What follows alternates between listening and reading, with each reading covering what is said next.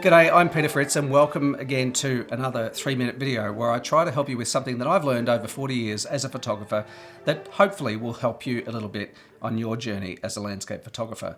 Today's subject is whether or not you should get a drone. Should you get one? Why would you get one? Is it useful? Is it a novelty? Is it difficult to learn? Now this is a lot to cover and I'm not going to try and cover all of it in 3 minutes, but I was late to the party when it comes to drone photography, and initially I got one purely out of sheer morbid curiosity. It's the same with the GoPro. I got a GoPro for the same reason. I just saw so much awesome footage online shot with drones that I thought, I just have to get one just for the sheer fun of it. And it was actually weeks after I got one that I finally built up the courage to actually go and fly it. I watched lots of videos, I watched tutorials, all that sort of stuff, just to make sure I didn't destroy the thing. I mean, it probably didn't help much because I destroyed 2 in the process. But the moment that I got that drone up in the air and was able to fly up and over the track where I normally take photos, or where I was taking photos at the time, to another part of the area that I hadn't seen before because it was farmland and behind a fence, my eyes just opened up. I saw this fantastic scene, literally 50 meters away, but not visible to me at the time. This beautiful little watering hole with reeds around it, kangaroos standing there as the sun was going down, and immediately I was hooked. It's a bit like those early days when somebody first gives you a camera and you go out and you take photos and then you see the results and you're just awestruck by it. You just know that immediately this is something you want to always do. At least that's how it was for me, and I know that's how it was for a lot of other photographers. So back to this question, should you get a drone? Well, all I can say to you is, as somebody who only got his first drone last year, was it last year? I think it was late last year.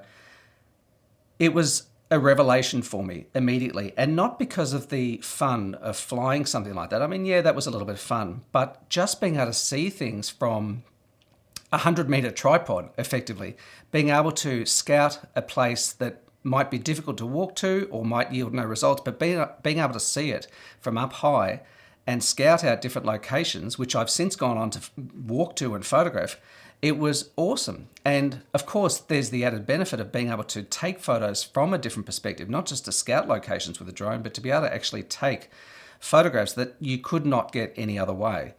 Now, of course, the temptation for a lot of people when they get a drone is to just, shoot straight down on the scene because it's so unusual to see things from that perspective.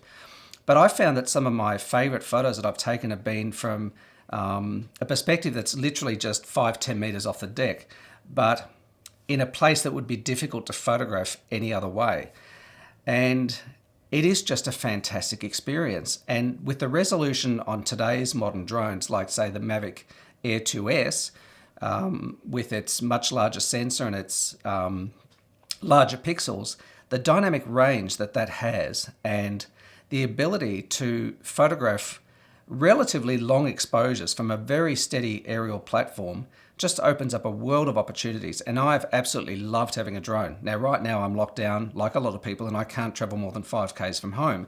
And unfortunately for me, that means I can't fly at all because we're fairly close to an airport and you can't fly within 5 k's of a controlled airspace here. And I know it's the same with a lot of people.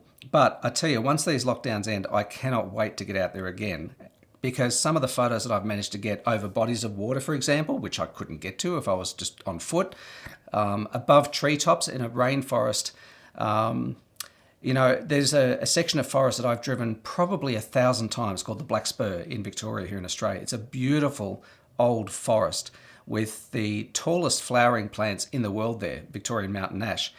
And it's one of my favorite places, but I've never seen it from above. And a few months ago, I got up there with my drone and flew it up above the tree canopy.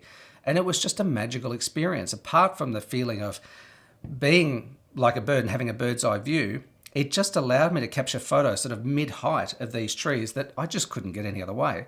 So I guess the short answer is yes, and you probably guessed it right from the very beginning, that I would absolutely get a drone for landscape photography. I think it is a game changer in so many ways, for scouting, for getting a new perspective on things, for getting shots that you just could not get any other way, not just because of the height, but because you can get over things that you couldn't walk to, like bodies of water, for example. It is a fabulous, fabulous thing. And drones, I mean, I know some of them are quite expensive, but the little Mavic Mini and the Mini SE, they're not that expensive. So you'd be hard pressed to shoot images with either of those and be disappointed with the results. They're very, very good. And if you can stump the extra cash and get something like the Mavic Pro, although that's getting a bit long in the tooth, I guess a new one's coming soon, or more particularly the Air 2S, you will be amazed at the results that you can get from them. So yes, if you have any doubts, but you have an inkling, I would definitely look into getting a drone. Just make sure you learn how to fly it first and don't crash it into trees like I did. Anyway, that's it for me for this 3-minute video. Thanks for hanging out with me. I appreciate your company, and I'll see you again very soon. Bye for now.